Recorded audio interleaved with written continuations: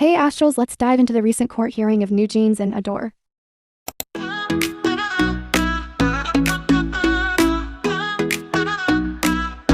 Note, this is just my opinion, I'm not hating on anyone. Let's get started. During the third hearing over the validity of NewJeans' exclusive contracts, Ador referenced a Kakao Talk message allegedly sent by former CEO Min Hee-jin that read, "I'll take them back in 3 years." NJZ's team objected with a DORE, as they previously requested that sensitive or unlawfully obtained evidence not be presented in open court. However, the judge dismissed their protest, saying the message was already widely known. This move sparked harsh backlash from netizens, who criticized NJZ's legal team as unreasonable, with some even calling the members themselves a nuisance.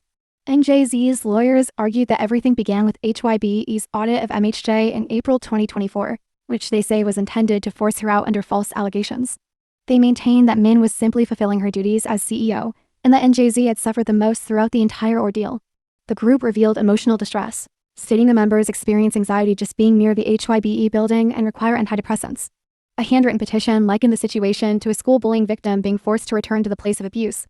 "The mom who raised us was kicked out, and now the abusive dad is saying, 'I'll find you a better mom, so come back,'" one statement read. NJZ's team also set a firm condition. The members are willing to return to Ador only if it returns to how it operated before the audit. Otherwise, they want the contracts terminated. The greeting controversy involving member Hani was also raised. NJZ claimed key CCTV footage proving she was ignored by elite staff had been deleted. Ador denied wrongdoing, claiming the footage was deleted as part of routine data management. Still, the missing footage fueled distrust, with fans and critics alike questioning Ador's credibility. However, NJZ's emotional comparisons sparked significant backlash. Many netizens found the analogies to school and domestic violence inappropriate, with comments like, "Then the only answer is to leave, after paying the penalty." What are they saying? They lived in luxury and now they're acting like victims. They need to stop bringing emotions into this. Ador pushed back strongly in court. The agency claimed the group's justifications for leaving were inconsistent and retroactively constructed.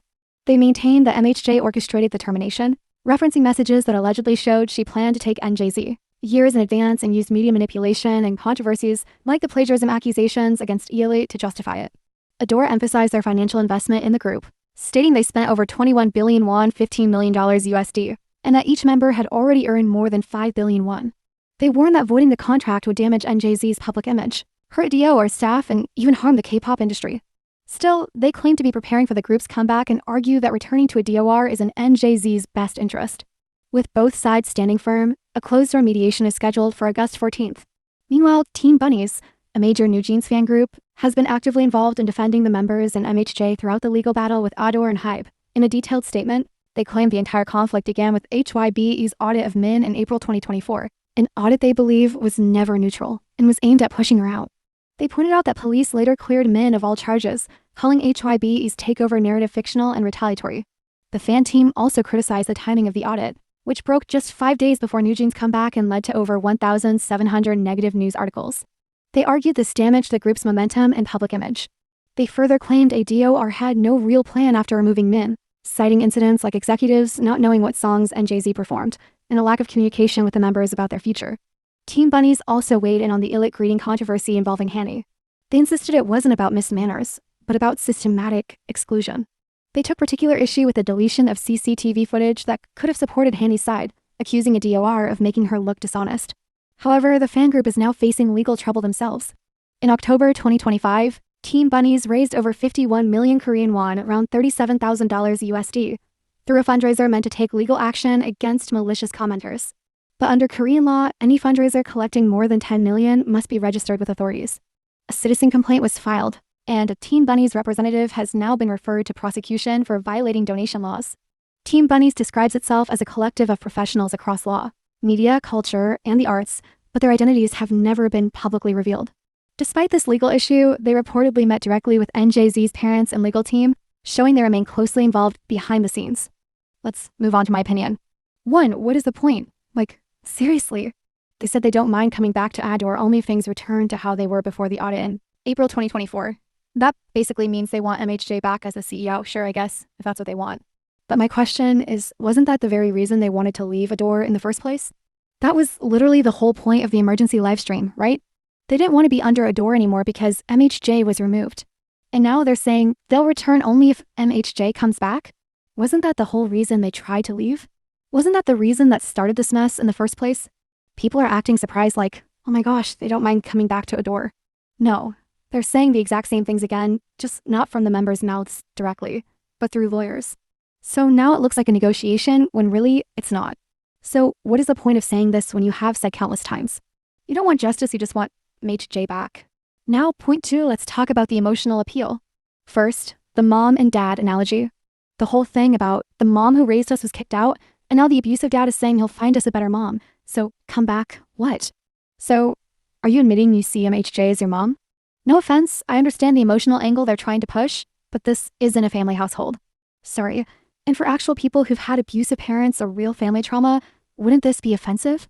I'm pretty sure people who've actually lived through abuse would find this comparison really upsetting. Then there's the school violence victims comparison. I don't even know how to feel about that. Trust me, victims of bullying usually want bullies to ignore them.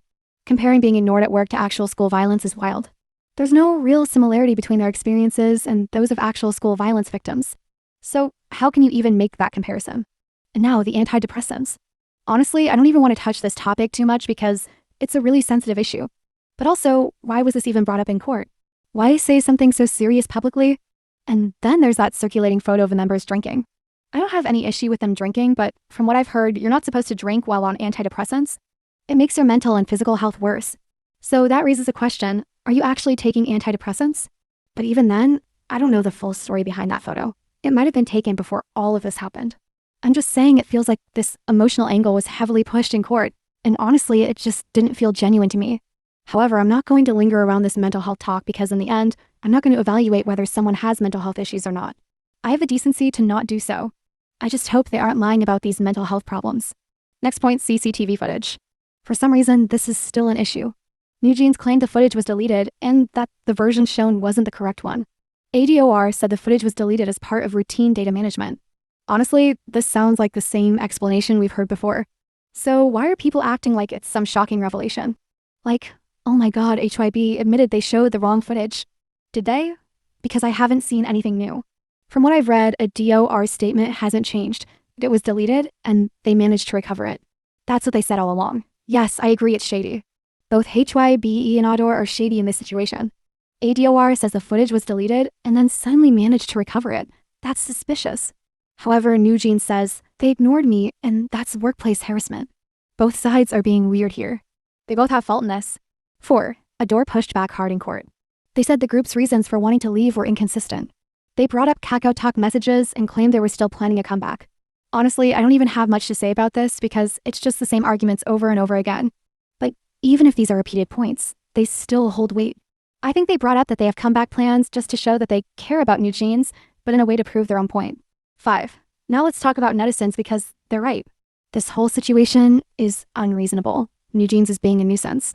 I loved one particular comment that said something like, they lived in luxury and now they're acting like victims. Well, I don't love that, but I get it. Still, I want to make it clear that just because someone lives in luxury doesn't mean they can't suffer. Rich people can be mistreated or harassed too. But in NewJeans' case, it just feels like they're trying to cook up excuses to get out. Now, Team Bunnies. Let's talk about their response to the hearing. They supported both Min Hee-jin and NewJeans. They said this all started as a move to push MHJ out and that the police cleared her of charges. My question is, why are you defending MHJ out of all people? You're Team Bunnies, not Team Min Hee-jin. Come on, this whole fan group feels shady. Then they argued that this damaged the group's momentum and public image. I doubt it. Yes, NewJeans' comeback happened 5 days after the audit. Suspicious timing? Maybe, but let's be real, corporations don't care about their artists unless it affects profit. If Hype saw NewJeans slipping away, they would have done something to make that comeback successful. So if it lost momentum, they probably thought the legal stuff was more important to handle first. Then there's the claim that Ador had no real plans after removing MHJ. They said executives didn't even know what songs NewJeans performed. Honestly, I don't get what people expected. You really think they could just snap into action with a full plan after firing their creative director? Come on, give them time.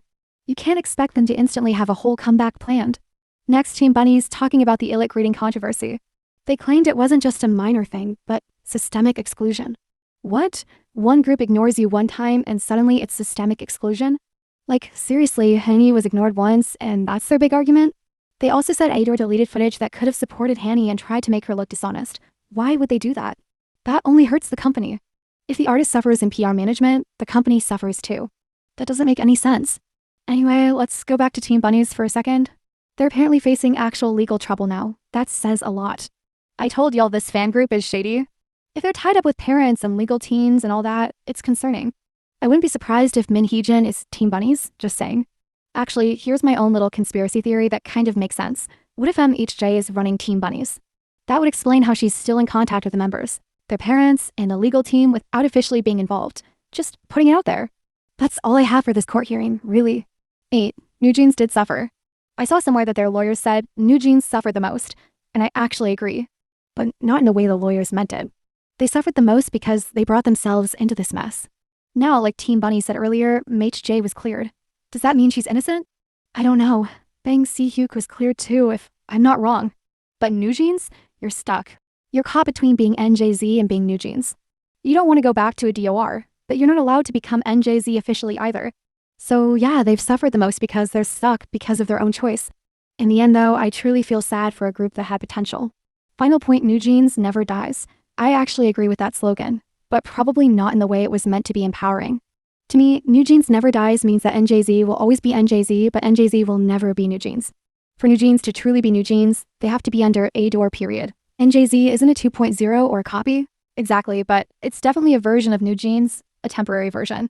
Something they're using in hopes that once this contract situation ends, they'll somehow gain the copyrights. That won't happen, but still. My interpretation of NewJeans never dies is actually very real, because NewJeans will still always be, well, NewJeans. Under Ador. That's all for today, Astrals. Say your opinions in the comments and see you next time.